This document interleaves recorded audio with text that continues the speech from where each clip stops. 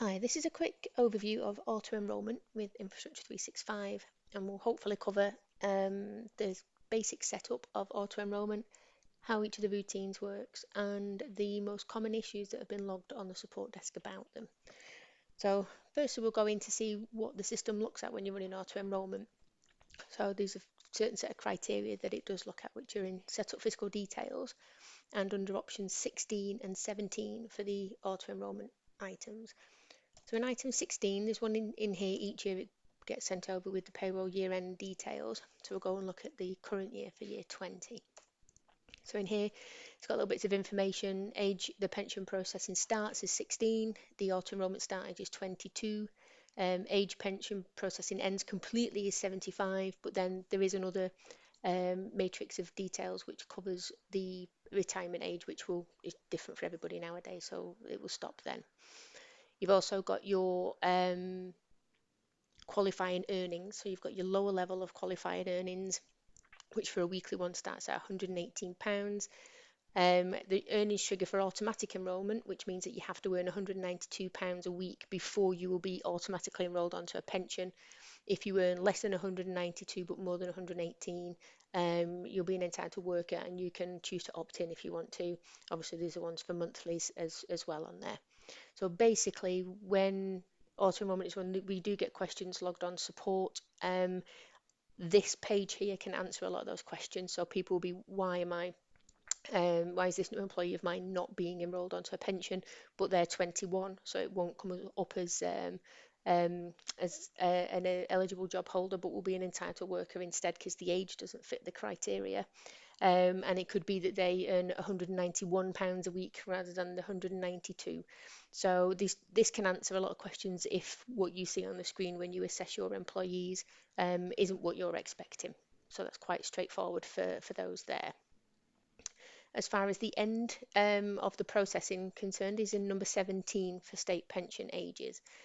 These are set male or female. Let's go and have a look at the male here. So if you just hit return, it will give you an up to date of birth and the date that the state pension age has been reached. So if you were born before the 5th of December 1953, it's your 65th birthday, and then it changes to dates all the way from there, and it will go up. Here, so if we just pick up one of those there, it's very simple. Just says if your date of birth is up to the 5th of the 5th, 77, for instance, then your state pension age won't be until the 6th of the 5th, 2044. So it does pick up on the dates there and will automatically stop processing when you get to those ages. So when you run the auto enrolment, there's a few things that you need to do. Obviously, once you've set up your employee, the first thing you need to do is go and run an assessment. If you use the postponement routine, we always recommend that postponement is run in the first instance before you assess, because if you do the assessment first and any dates are placed against the employee, then you can't postpone them because it thinks that auto enrolment is already ongoing for that employee. If you go into the assessment routine,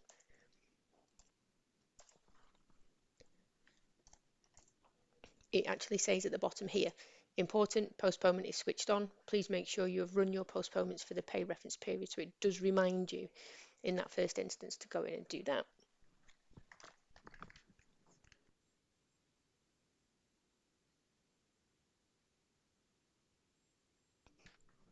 So if we now go into the postponement routine, which is option 6 here,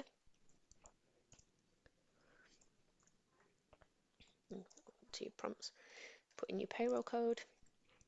What you normally want to do is make sure that you're not specifically targeting one employee. If you know it's the only one, there's no reason why you can't do that. So here we'll do a deferral process on joining. So you just want, if you've got a standard 3 months where you postpone any new starters regardless of their status, you do it on joining.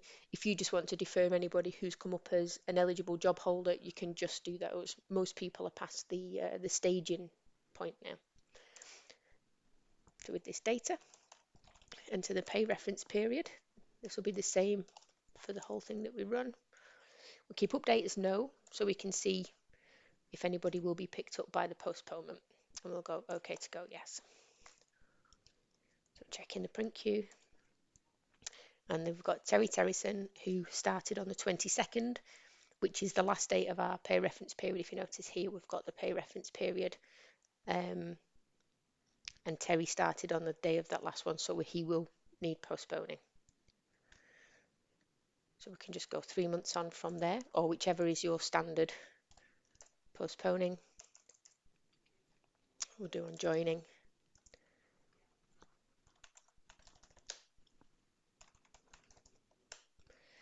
So we'll do update this time, yes, and the deferral date we'll do the 22nd of the 9th, 19.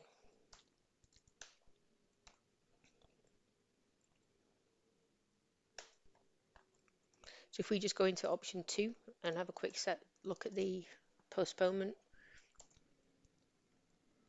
for Terry in number 15, you can see there that his deferral status is there. His deferral date is the 22nd of the 2nd, sorry, 22nd of the 9/19.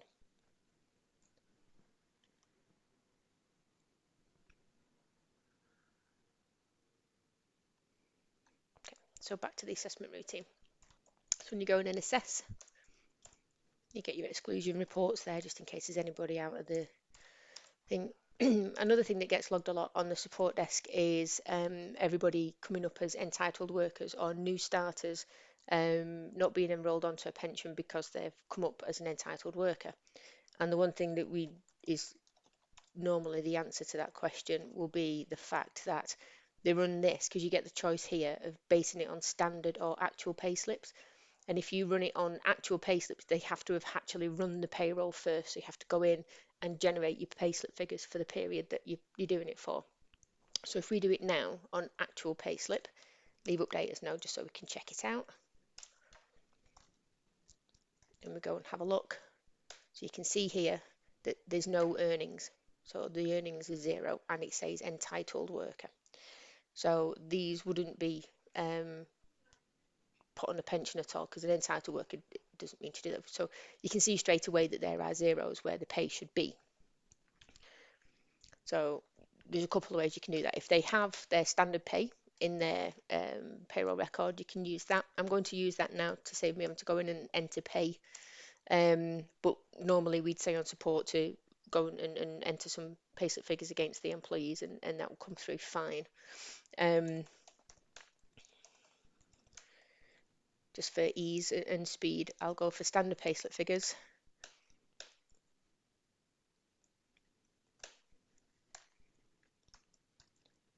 We can see there's another one there. So now, as you can see, there are earnings present, and it's changed their assessment to eligible job holder on that particular day, and there's no pensions against them, which is how you want it for a new employee. So that's one of the important things. We do get that a little bit on support for the assessment being incorrect on there. So we'll go back in.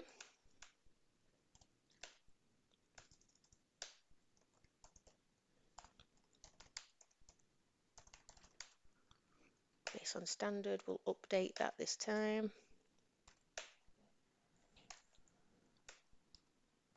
And we'll see the eligible job holders for that day, and you can see we've done the update yes on there, which means that in the personnel record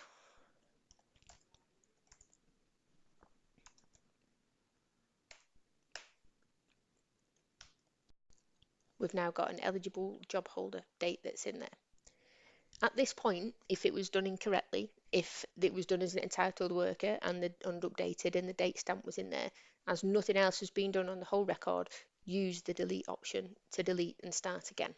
It's only once you start getting a little bit more information in there, if you have opt-outs, if there's history records here, if there's anything else other than this first thing, then I do not recommend at all using the delete option. But if it's the first pass, new employee, delete it and go and start again. It's the best thing you can do. It's nice and tidy. Most people don't see it, that it's a delete option, which is good in some points because you don't want people to accidentally delete it, but it is good to know that that's there. So now we've gone in and assessed them, the next thing you do is identify, and what this does is it separates out all of the entitled workers and anybody that's excluded, to make sure they're not. This will literally give you a list of the people you have to put on a pension, which is nice to separate them off, so you know this is the one. You have to do the assessment before you do this. So there we've got the auto enrolment thing, and it's saying that all three of these need to be put onto a pension. The enrolment date is here. It gives you all the information if you need to include this to go over to your pension provider, and this is a for automatic. Let me see that. You can see update is no there, so I'll just go through again. Nope, do it right.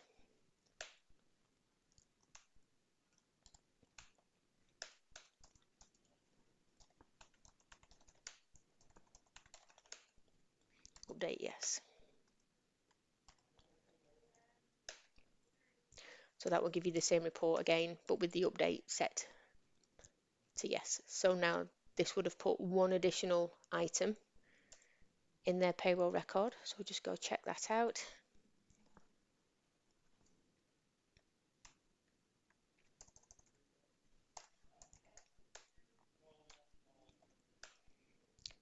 So under pension details in number 11, you've got here the automatic enrolled date. So that shows today's date. Obviously we are working on a little bit of old data, but it shows that it's automatic. So that's the really good thing about this now, is that that's stamped in there. That's included on any CSV export files to show what the date that you actually ran all the routines. All the other dates are the pay reference period date. So that is the only runtime date that we can pop in there. So that is the standard thing. Once you've got your list, you go in, do your usual thing, go into the company pension, put a pension file in there, go and rewrite the payslip record and make sure that pension payments are pulling through in enter payslip figures, and that's it as far as this particular period is concerned. So what you might also have to do is opt out. There are two different ways of opting out. So you can either opt out within the first, I think it's first 12 weeks of the people being on a pension. That is pension company dependent, depending on what they've got set up. All of it is done within the personnel record. So we'll go back in to set up personnel records here. Sorry about that.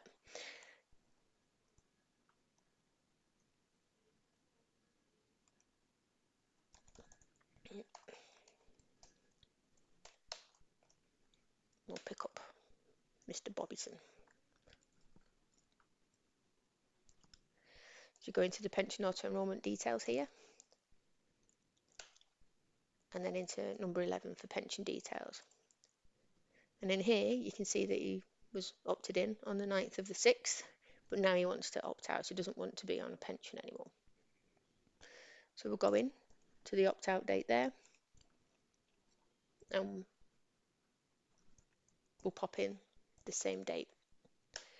Because he was opted in, or he was enrolled onto a pension, and he's decided he doesn't want to be on that pension, so within the certain timescales he can opt out, so he's done that straight away.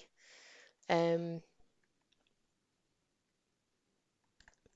you do that. So when you go to write the record away, it will come up and say details will be taken to history. Okay, you say yes. Eligible date present, re-enrollment date of the 29th of the 6/19, which is the cyclical re-enrollment date, is going to be entered against him there. Auto-enrollment history sequence 2 created. So that's done.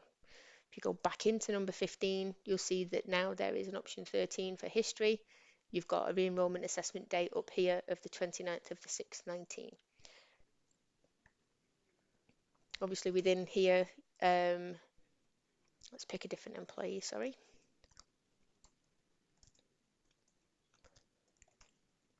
Within here, you've got the ability to opt in. It's a case of putting a date in and then running the report when it pops up that in that date range. That works a week in arrears because it makes sure that you know that you've done your current payroll, and then it will pick it up in the next pay reference period, just to avoid any confusion. Anything else in here is the bits in the middle. They're all for your purposes only, so you can use those fields or not, but you can report on them. So that's the basic bit of auto enrollment. A couple of problems that we do get is that when people opt out of a pension, they're forgetting to take the pension code off. Obviously, that's easy enough to rectify. Or they're taking the pension code away before they've given them their refund. Again, pop the pension code on there, put the refund through and enter payslip figures, and then take it off once you've done your period end. That's majority of the problems that we get on support and the majority of how auto enrolment is run.